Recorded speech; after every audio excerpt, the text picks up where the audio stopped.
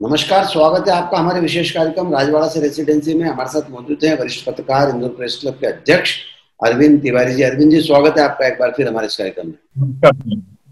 अरविंद जी, चुनाव धीरे धीरे चरम पर आ रहा है। हालांकि नामांकन की प्रक्रिया प्रारंभ हो गई है, लेकिन नामांकन भरना भी जो सभी पार्टियों के उम्मीदवारों ने शुरू नहीं किया है। कमोबेश सभी पार्टियों के उम्मीदवारों की घोषणा हो गई है। सांवेर और सागर दोनों इंटरेस्टिंग माना जा सकता है। गोविंद सिंह राजपूत और तुलसीराम सिलावट, इनका कार्यकाल भी 21 अक्टूबर को बतौर मंत्री खत्म हो रहा है। देखिए, सांवेर और सुर्खी दोनों उपचुनाव पर पूरे प्रदेश की निगाहें हैं, क्योंकि यहाँ से ज्योतिरादित्य सिंधिया के नंबर 1 और नंबर 2 सिपा सलार तुलसी सिलावट और गोविंद राजपूत मैदान में है। पूरे प्रदेश की निगाहें हैं इन दोनों उपचुनाव पर। अब एक विचित्र स्थिति इस उपचुनाव के दौर में जो बनने जा रही वो है कि 21 अक्टूबर को तुलसी सिलावट और गोविंद राजपूत गैर विधायक रहते हुए 6 महीने पूर्ण कर लेंगे। और एक संवैधानिक व्यवस्था है कि यदि आप विधायक नहीं है तो मंत्री पद पर अधिकतम 6 महीने रह सकते हैं। तो एक तो चुनाव का कड़ा मुकाबला, जैसे तैसे गाड़ी आगे बढ़ रही है, और उस दौर में यदि मंत्री पद चला जाए और 21 तारीख तक आपके साथ मंत्री जुड़ा रहे और 22 अक्टूबर को पूर्व मंत्री जुड़ जाए, तो एक बड़ी विचित्र स्थिति बनती है। कांटा जोड़ मुकाबला का जो भी चुनाव हो, वहां अगर ऐसी स्थिति बनती है तो वास्तव में उम्मीदवार के लिए बड़ी परेशानी का कारण बन सकता है। अब इसका निदान केवल एक ही है, लेकिन जो अभी वर्तमान स्थितियां हैं उसमें लगता नहीं कि वो निदान हो पाएगा। निदान ये रहता है कि सामान्यतः ऐसी स्थिति में 21 अक्टूबर तक का यदि कार्यकाल है, 21 अक्टूबर के बाद यदि वो मंत्री रहने की पात्रता खो रहे हैं, तो एक दिन का गैप देख के पुनः मंत्री पद की शपथ दिलवाई जा सकती है। लेकिन मैंने जैसा आपसे कहा कि वर्तमान स्थितियां जो है उसमें ऐसा लगता नहीं है कि ऐसा हो पाएगा। तो संभावना यही बन रही है कि 21 अक्टूबर के बाद तुलसी सिलावट और गोविंद राजपूत को पूर्व मंत्री की हैसियत से ही चुनाव मैदान में रहना पड़ेगा। बिल्कुल ठीक कहा, क्योंकि कमोबेश स्थितियां वैसी नहीं है जैसा सोचा जा रहा था। बहरहाल कॉन्फिडेंस की बात आपने लिखी है कि कमलनाथ और जो बसपा की रामबाई है उनका कॉन्फिडेंस बहुत गजब का है। कमलनाथ सरकार बनाने को लेकर कटिबद्ध हैं और कॉन्फिडेंट हैं, और वही रामबाई जो है वे बसपा के 15 विधायकों को जीतने का दावा करती है। देखिए, कमलनाथ के कॉन्फिडेंस को लेकर तो हम 2-3 बार पहले भी बात कर चुके हैं कि कमलनाथ का कॉन्फिडेंस गजब का है। वो बिल्कुल ये मान के चल रहा है कि मेरी मध्य प्रदेश में सत्ता में वापसी हो जाएगी, ये कमलनाथ मान के चल रहे हैं। और पूरी इस विधानसभा के जो उपचुनाव है, 28 उपचुनाव, 28 क्षेत्रों की सारी प्लानिंग कमलनाथ बहुत माइक्रो लेवल की, जिसको कहते हैं, प्लानिंग कर रहे हैं। लेकिन जैसा मैंने आपसे कहा कि मैदान में कमलनाथ की जो प्लानिंग है वो मैदान में कहीं असरकारक होती दिख रही है, ऐसा लग नहीं रहा। लेकिन कमलनाथ का कॉन्फिडेंस अपनी जगह। लेकिन इन दिनों एक चर्चा बड़ी जोरों पर है और अलग अलग 2-3 टेलीविजन डिस्कशन में मैंने देखा, जिसमें मैं सहभागी था, कि बसपा के लीडर्स बहुत कॉन्फिडेंस के साथ, अभी पिछले दिनों रामबाई एक डिस्कशन में साथ में थी, तो उन्होंने कहा कि भाई भाजपा ने भी उन लोगों को बहुतायत में टिकट दिए जो कांग्रेस छोड़कर आए हैं, और कांग्रेस ने भी 11 ऐसे लोगों को टिकट दिए हैं जो या तो बसपा से या भाजपा से या बहुजन संघर्ष दल से छोड़ के आए, तो 11 ऐसे टिकट कांग्रेस ने भी दिए हैं। तो रामबाई का तर्क बड़ा रोचक लगा मुझे। उनका कहना था कि पिछली बार भी जब मध्य प्रदेश में कमलनाथ की सरकार बनी तो उसमें बसपा के 2 विधायकों की बहती भूमिका थी। यदि बहन जी यानी मायावती समर्थन नहीं देती तो मध्य प्रदेश में कमलनाथ की सरकार नहीं बन पाती। उनका कहना है कि जब 230 सदस्य विधानसभा में हमारे 2 विधायक अहम भूमिका निभा सकते हैं, अभी जो उपचुनाव हो रहे हैं और उसमें हमारे 15 विधायक जीत के आ जाते हैं, तो हमारी अहम भूमिका सरकार बनाने में क्यों नहीं रहेगी। वो बोले, आप कांग्रेस या बीजेपी की सरकार बनाने की बात क्यों करते हैं? यदि हमारे 15 विधायक जीत के आते हैं तो हो सकता है कि मध्य प्रदेश में बसपा सरकार बनाने का दावा करे और कांग्रेस या भाजपा उसको बाहर से समर्थन दे। तो मैंने इसीलिए कहा कि एक तो कमलनाथ का कॉन्फिडेंस है, कमलनाथ बहुत कॉन्फिडेंट है, और दूसरा रामबाई जिस तरह की बात कर रही हैं बसपा के उम्मीदवारों को लेकर कि जिस तरह का गद्दार वफादार टिकाऊ बिकाऊ जो सब मामला चल रहा है, उसके बीच में कहीं ऐसी स्थितियां, हालांकि इसकी संभावना बहुत कम है, राजनीतिक दृष्टि से हम विश्लेषण करें मगर मध्य प्रदेश की 28 सीटों पर हम एक सरसरी नजर भी मारे तो इसकी संभावना बहुत कम है। लेकिन किसी पार्टी के एमएलए में इतना कॉन्फिडेंस होना एक बड़ी बात। सही बात कही। लेकिन इन दोनों के कॉन्फिडेंस के साथ मैं आपके कॉन्फिडेंस की भी बात करना चाहता हूँ। आपके, मुझे अच्छे से पता है कि सारे विधानसभा क्षेत्रों में सूत्र को बहुत सारे हैं, राजनेताओं से लेकर बाकी संपर्क भी आपके काफी हैं, और जब जब आपने प्रेडिक्ट किया है किसी भी चुनाव के पहले, लगभग वे बातें शब्दशः सही साबित हुई है। तो आपका अगर आकलन की बात करें तो क्या लगता है आपको? देखिए, मध्य प्रदेश में पहला दौर जब ये माना गया था कि मध्य प्रदेश में 3-4 महीने बाद उपचुनाव होंगे, तब निश्चित तौर पर गद्दार बनाम वफादार का मुद्दा बड़ा चर्चा में था। और हम भी आम जनता के बीच में जब जाते थे तो लगता था कि हाँ, ये मुद्दा बड़ा असरकारक है। लेकिन कांग्रेस ने जिस तरीके से 11 टिकट दल बदल करके आए लोगों को दिए, उसके बाद यह मुद्दा तो गौण हो गया है। अब दूसरा मुद्दा रहता है कि उपचुनाव में, किसी भी उपचुनाव में, हालांकि इस बार के उपचुनाव का स्वरूप बहुत अलग है, लेकिन किसी भी उपचुनाव में मध्य प्रदेश का पिछले 25 साल का सिनेरियो अगर हम देखें तो किसी भी उपचुनाव में सत्तारूढ़ दल के प्रति लोगों का रुझान इसीलिए हो जाता है कि अब जैसे मध्य प्रदेश में आने वाले 3.5 साल रुझान भाजपा की सरकार है। लोगों का कहना है कि भाई क्षेत्र का विकास भी एक बड़ा मुद्दा इस दौर में हो जाता है। तो लोगों को लगता है यार कि जिस पार्टी की सत्ता है उसी को हम वोट दें, 3.5 साल कम से कम हमारा जनप्रतिनिधि उस पार्टी का रहेगा तो क्षेत्र में कुछ काम हो जाएंगे। लेकिन इस सब के बावजूद मेरा मानना है कि चुनाव मध्य प्रदेश के 28 विधानसभा क्षेत्र के उपचुनाव बहुत कड़े मुकाबले में है। आकलन बहुत मुश्किल है अभी इस दौर में आकलन, लेकिन मेरा जो अनुमान अभी तक है उसमें मुझे ऐसा लगता है कि मध्य प्रदेश में भारतीय जनता पार्टी 15 के आसपास सीटों पर चुनाव जीतने में सफल हो जाए। और इस चुनाव का एक सुनील जी बड़ा फैक्टर ये भी है, यदि इक्वल मार्जिन रहता ना, यदि जिस तरह से कांग्रेस को सत्ता में आने के लिए 27-28 सीटें चाहिए और बीजेपी को सत्ता में आने के लिए केवल 9 सीटें चाहिए, लेकिन अगर ये मार्जिन डिफरेंस कम होता सीटों का तो मुझे लगता है कि कांग्रेस भाजपा के लिए अच्छी खासी चुनौती मध्य प्रदेश में खड़ी कर देगी। सही बात है। मैं जो आकलन आपने दिया है, जो आंकड़ा आपने दिया है, वो भी कहीं ना कहीं भाजपा के कुछ नेताओं से बात हुई तो वे भी इसके आसपास के आंकड़े पर ही बात कर रहे हैं, कम से कम इतनी सीटों की बात कर रहे हैं। अरविंद जी, सुमित्रा महाजन जी की भूमिका के बारे में भी आपने लिखा है कि वे दादी के बतौर, अब एक पालक के बतौर इंदौर में अपने आप को प्रोजेक्ट करने लगी, क्या कहते हैं? सुमित्रा जी लगभग मेन स्ट्रीम की पॉलिटिक्स से इन दिनों बाहर है, वो खुद भी मानती हैं जी। और पार्टी में अपनी भूमिका का निर्धारण उन्होंने खुद कर लिया है। कल भारतीय जनता पार्टी का जो 7 विधानसभा क्षेत्रों का वार रूम इंदौर में बनाया गया उसका शुभारंभ था और कल सुमित्रा जी ने खुद अपनी इस भूमिका का खुलासा किया। भाई पारिवारिक स्तर पे तो वो दादी का दर्जा बहुत पहले हासिल कर चुकी हैं, लेकिन राजनीतिक तौर पे भी अब उन्होंने स्पष्ट किया कि मैं मार्गदर्शक की भूमिका में रहूंगी। जिस तरह से एक परिवार में दादी की भूमिका रहती है, ठीक उसी भूमिका में मैं अब आ गई हूं, मैं मार्गदर्शक की भूमिका में रहूंगी। मतलब जिससे आप बहुत आसान भाषा में कहे ना तो रोजमर्रा की जो राजनीति है उससे सुमित्रा जी ने अब पल्ला झाड़ लिया। और एक 9 बार सांसद रही महिला, देश की लोकसभा के अध्यक्ष रही, कई बार केंद्रीय मंत्री रह चुकी नेता के लिए मुझे लगता है कि उन्होंने बहुत सम्मानजनक तरीके से अपनी भूमिका का जो निर्धारण करा है सुमित्रा महाजन ने।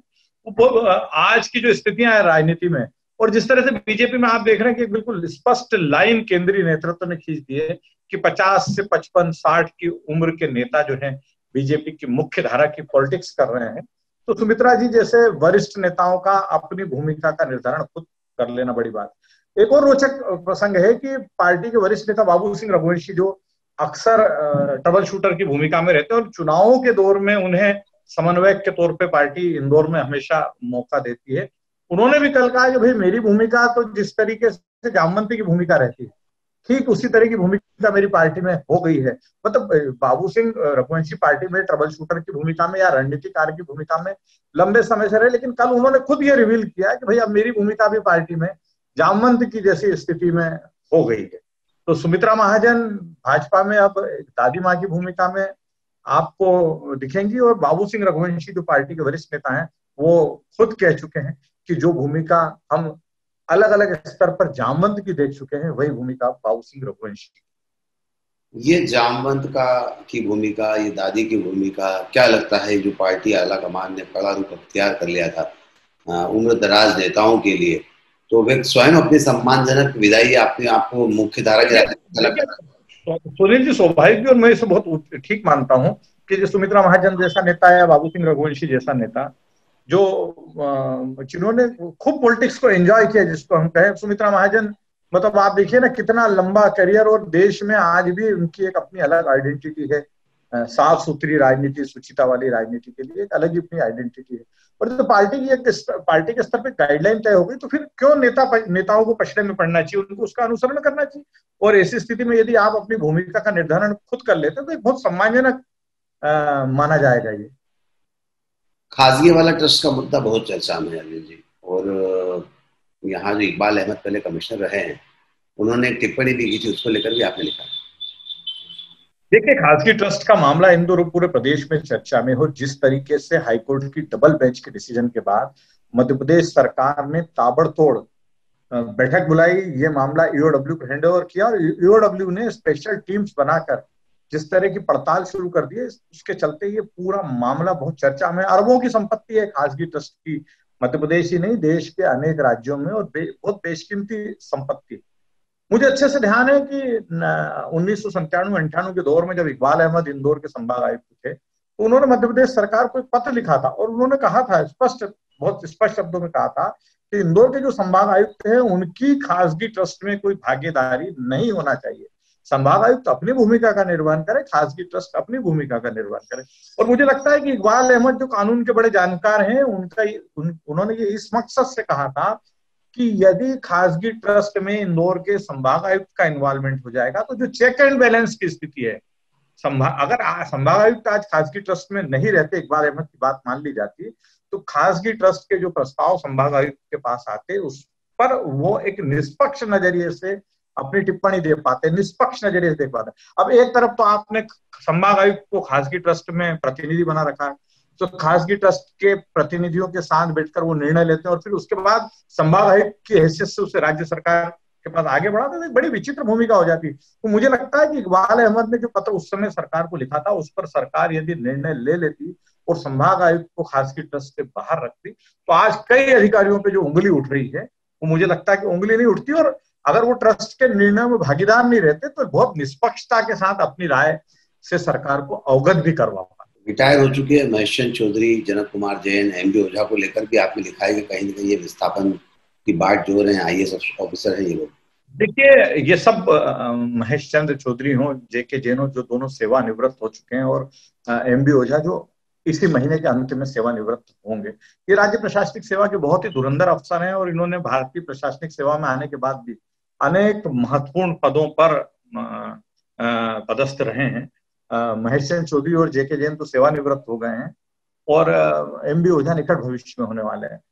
महेश चंद्र चौधरी जबलपुर के कमिश्नर थे, जेके जैन सागर के कमिश्नर थे, और एमबी ओझा ग्वालियर के कमिश्नर थे। तो अब इन तीनों अधिकारियों को अपने विस्थापन का इंतजार है। हालांकि महेश चंद्र चौधरी और जनक कुमार जैन तो रिटायर होने के बाद लाइन में है कि विस्थापन हो जाए, लेकिन मुझे संभावनाएं ज्यादा एमबी ओझा को लेकर दिख रही हैं, जो विदिशा के कलेक्टर भी रहे हैं, मुख्यमंत्री भोपाल के कलेक्टर भी रहे, मुख्यमंत्री के बहुत विश्वस्त अधिकारियों में हैं, अच्छे अधिकारी माने जाते हैं। मुझे ऐसा लगता है कि एमबी ओझा रिटायरमेंट के बाद मुख्यमंत्री सचिवालय में बड़ी अहम भूमिका में नजर आएंगे, मुझे ऐसा लगता है। और हो सकता है कि महेश चंद्र चौधरी और जेके जैन को भी सरकार उनके दीर्घ प्रशासनिक अनुभव के मद्देनजर कोई भूमिका दे दे। शहडोल भी धीरे धीरे बहुत चर्चा में आ रहा है। इसके पहले वहां पर एक ऑडियो वायरल हुआ था माइनिंग डिपार्टमेंट का, अभी एक पुलिस अधिकारी, आईपीएस अधिकारी का ऑडियो वायरल हुआ है। क्या कहते हो इसको लेकर?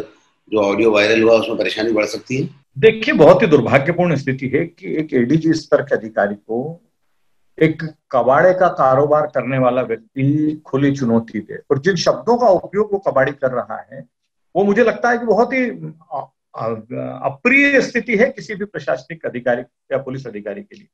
और शहडोल, ऐसा कहा जा रहा है कि वो संवाद जो है, उस कबाड़ी का वो संवाद जो है, वो शहडोल रेंज के एडीजी जी जनार्दन के साथ हो रहा है। जी जनार्दन भारतीय पुलिस सेवा के बहुत वरिष्ठ अधिकारी हैं, और एडीजी पद पर पदोन्नति के बाद भी उन्हें सरकार ने शहडोल रेंज का आईजी एडीजी बना रखा है। तो जिस लहजे में कबाड़ी संवाद कर रहा और जिस तरह से बैकफुट पे पुलिस अधिकारी नजर आ रहे हैं, उसमें उससे तो ऐसा ही लगता है कि कहीं ना कहीं कबाड़ी ने कोई ऐसी नस दबा रखी है जिसके चलते इतना वरिष्ठ अधिकारी इतनी लाचारी के साथ बात कर रहा है, और कबाड़ी जो है वो उन्हें खुली चुनौती देता नजर आ रहा है कि कहीं आपका भी हश्र वी मधु कुमार जैसा न हो जाए। वो खुली चुनौती देता नजर आ रहा है। आईएएस अफसर राजीव शर्मा के बारे में भी आपने लिखा है कि सपाक्स को मध्य प्रदेश में स्थापित करने में उनकी बड़ी महत्वपूर्ण भूमिका थी। चुनाव के समय वे थोड़े से बैकफुट पर आ गए थे और अभी अपनी किताबों को लेकर चर्चा में। देखिए, राजीव शर्मा, इसमें कोई दो मत नहीं कि मध्य प्रदेश में विधानसभा चुनाव जो 2008 के पहले हुए थे, उसके पहले सपाक्स को लेकर जो प्रदेश में स्थिति बनी थी उसके मुख्य रणनीतिकार राजीव शर्मा ही। और कांग्रेस और भाजपा दोनों के सामने सपाक्स ने अच्छी खासी परेशानी खड़ी कर दी थी। और जिस तरह से शासकीय कर्मचारी एकजुट हुए थे और छोटे छोटे कस्बों में उनकी एकजुटता दिखने लगी थी, उससे कांग्रेस और भाजपा दोनों को खतरा नजर आने लगा। भाजपा को खतरा ज्यादा नजर आ रहा था क्योंकि पार्टी सत्ता में थी और सपाक्स का जो उद्देश्य था वो भारतीय जनता पार्टी को सत्ता से बाहर करने का भी था। और राजीव शर्मा उस दौर में मुख्य रणनीतिकार की भूमिका में थे। लेकिन जब से हीरालाल त्रिवेदी सक्रिय हुए सपाक्स में, तो राजीव शर्मा बैकफुट पे आ गए। उन्होंने अपनी भूमिका बहुत सीमित कर ली। और ठीक भी है, जब एक दल में, और राजीव शर्मा का बहुत स्पष्ट कहना था कि हमने सपाक्स का गठन राजनीति के लिए नहीं किया, चुनाव के लिए नहीं किया, हमने चुनाव मैदान में उतरने के लिए नहीं किया। हमने सपाक्स का गठन उन राजनीतिक दलों को सबक सिखाने के लिए किया है जो सत्ता में आने के पहले तो लंबे चौड़े वादे करते हैं लेकिन सत्ता में आने के बाद भूल जाते हैं। लेकिन जब हीरालाल त्रिवेदी सक्रिय हो गए सपाक्ष में, तो राजीव शर्मा ने अपनी भूमिका बहुत सीमित कर ली। और चूंकि पढ़ना लिखने से वास्ता रखने वाले अधिकारी हैं राजीव शर्मा, उन्होंने बहुत ही गजब की पुस्तक लिखी है, विद्रोही सन्यासी। शंकराचार्य पर केंद्रित ये पुस्तक है। ये पुस्तक देश भर में चर्चा पर है और अमेजन पे जो है टॉप 10 सेलिंग जो बुक्स हैं उस पर है। और जिस सेक्शन की ये बुक है उसमें तो टॉप 5 में है। तो मतलब एक राजीव शर्मा सपाक्स की राजनीति से भले बैकफुट पे आ गए हों, लेकिन उनका ये जो साहित्य के क्षेत्र में योगदान है और विशेषकर फिक्शन वाला जो सेक्टर है उसमें जो ये योगदान है वो बड़ा अद्भुत है। और ये पुस्तक चर्चा में है और आप मतलब कई बार तो ये अनुपलब्ध रहती है। और अमेजन पे किसी पुस्तक का टॉप 10 में आना बड़ी बात है। तो राजीव शर्मा की ये उपलब्धि जो है वो काबिले तारीफ है। जल्दी ही वो जो है एक और पुस्तक लेकर आ रहे हैं, उसके बारे में उन्होंने कहा कि जब भी मैं मिलूंगा तो विस्तार से आपको बताऊंगा। सही बात है। ध्रुपद संस्थान गुंदेचा बंधुओं की वजह से चर्चा में था और अब इंदौर का संगीत महाविद्यालय भी चर्चा में आ गया। देखिए, बहुत दुर्भाग्यपूर्ण है कि इंदौर का संगीत महाविद्यालय जो देश भर में अपनी अलग पहचान रखता है, वहां पर इन दिनों ध्रुपद संस्थान जैसी स्थिति बन रही। और चलिए, ध्रुपद संस्थान में तो जब ऐसी स्थिति बनी तो उमाकांत गुंदेचा ने बहुत सख्ती दिखाते हुए अखिलेश गुंदेचा को जांच पूरी न होने तक समस्त दायित्वों से मुक्त कर दिया। लेकिन इंदौर के संगीत महाविद्यालय के जो प्राचार्य हैं अरुण मोराने, जो खुद बहुत अच्छे सितार वादक हैं, वो अपने स्टाफ के एक व्यक्ति सुनील मसूरकर, जिनके खिलाफ की स्टूडेंट्स ने बड़ी अलग अलग तरह की शिकायतें की, और मतलब कई बार उन शिकायतों को सुनने के बाद हमारा सर भी शर्म से झुक जाता है। ऐसी गंभीर शिकायतें सामने आने के बाद भी अरुण मोराने जो है वो सुनील मसूरकर को प्रोटेक्ट कर रहे हैं।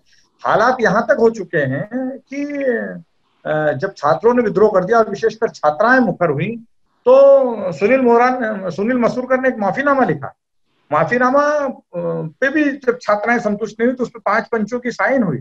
और उस 5 पंचों की साइन होने के बाद भी प्राचार्य आज भी सुनील मसूरकर को प्रोटेक्ट करते हैं। अब आप देखिए कि कैसी विचित्र स्थिति है कि जिन छात्राओं ने सुनील मसूरकर के आचरण को लेकर शिकायत की, उन छात्राओं का भविष्य तय करने की जिम्मेदारी संस्थान ने सुनील मसूरकर को दे रखी है।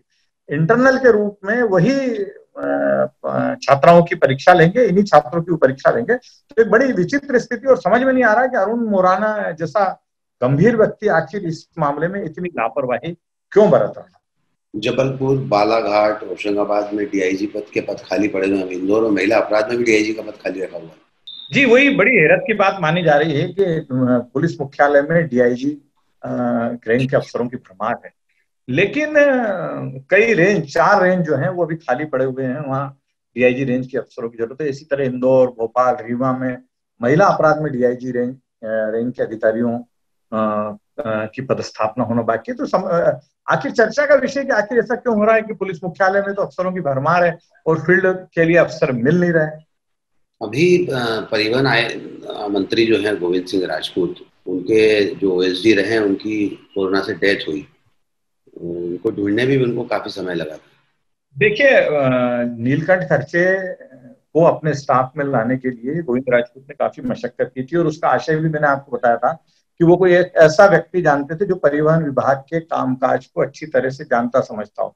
क्योंकि नीलकंठ खर्चे परिवहन आयुक्त और अपर परिवहन आयुक्त के निजी सहायक रहते हुए सेवानिवृत्त हुए थे, तो उन्हें विभागीय कामकाज की पूरी जानकारी थी। लेकिन दुर्भाग्य रहा कि मंत्री जी के स्टाफ में शामिल होने के तत्काल बाद ही वो कोरोना संक्रमित हो गए और उन्हें तमाम कोशिशों के बावजूद भी बचाया नहीं जा सका। तो मंत्री जी को एक नए ओएसडी की तलाश है जो खर्चे का स्थान ले सके। ब्यूरोक्रेसी की बातें कर ली, राजनीति की बातें कर ली हमने, लेकिन मीडिया जगत की खबरें आपके पास होती हैं और आपके अलावा किसी के पास नहीं होती है, तो उन खबरों के बारे में भी बात करनी है। जी, एक अच्छी खबर ये है कि हमारे इंदौर के वरिष्ठ साथी सुधीर गोरे, जो इंडिया टुडे में भी रह चुके हैं, दैनिक भास्कर में भी रह चुके हैं और नई दुनिया डिजिटल के एडिटर रहे हैं, वो मुझे मालूम पड़ा है कि जल्दी ही किसी अंतर्राष्ट्रीय समाचार एजेंसी से जुड़ने जा रहे हैं। और एक बड़ी इंदौर के लिए गौरव की बात होगी सुधीर गोरे का एक अंतर्राष्ट्रीय समाचार एजेंसी से जुड़ना। लंबा अनुभव है पत्रकारिता का सुधीर गोरे को, एक अलग तरह की पत्रकारिता के लिए वो ख्यात है। तो अगर ऐसी स्थिति में वो किसी समाचार एजेंसी अंतर्राष्ट्रीय से जुड़ रहे हैं तो हमारे लिए वास्तव में गौरव की बात है।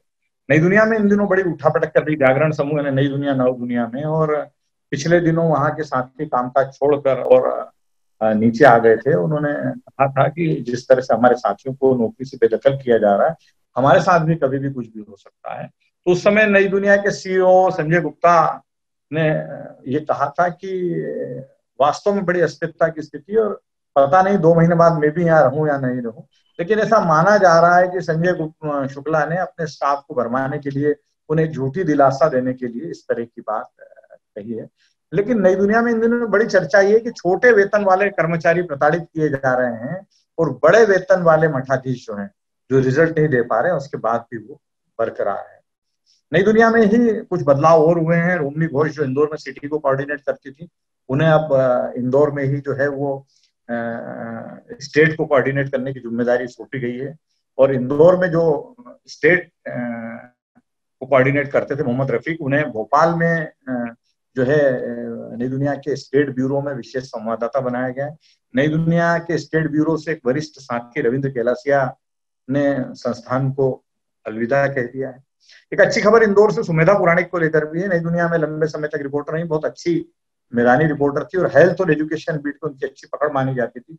वो अब एमपी न्यूज में जो है आ गई हैं और इन दिनों बहुत अच्छे इंटरव्यूज कर रहे हैं। एक अलग मिजाज के इंटरव्यू, जो आप और हम बात करते हैं ना कि पत्रकारिता के क्षेत्र में कुछ अलग होना चाहिए, तो सुमेधा प्रिंट से इलेक्ट्रॉनिक बिल्कुल नए फील्ड में आने के बाद बहुत अच्छा काम सुमेधा कर रही है। बहरहाल तमाम सारी खबरों पर हमने बात की, राजनीति की खबरों पर बात की, ब्यूरोक्रेसी की बात की, और साथ ही मीडिया जगत की जो बड़ी खबरें हैं उन पर भी बात की। वे खबरें जो आप तक नहीं पहुंचती है, जो खबरें पहुंचती, उस खबरों के पीछे क्या, ये सब कुछ दिखाने का काम करते हैं अरविंद तिवारी, जिनकी गहरी पकड़ पत्रकारिता के इस क्षेत्र में है, चाहे वो राजनीति का क्षेत्र हो, ब्यूरोक्रेसी का क्षेत्र हो या पत्रकारिता जगत का क्षेत्र हो। बहरहाल अरविंद जी, आज के इस शो में बस इतना ही। सुनील जोशी और अरविंद तिवारी को दीजिए इजाजत। नमस्कार।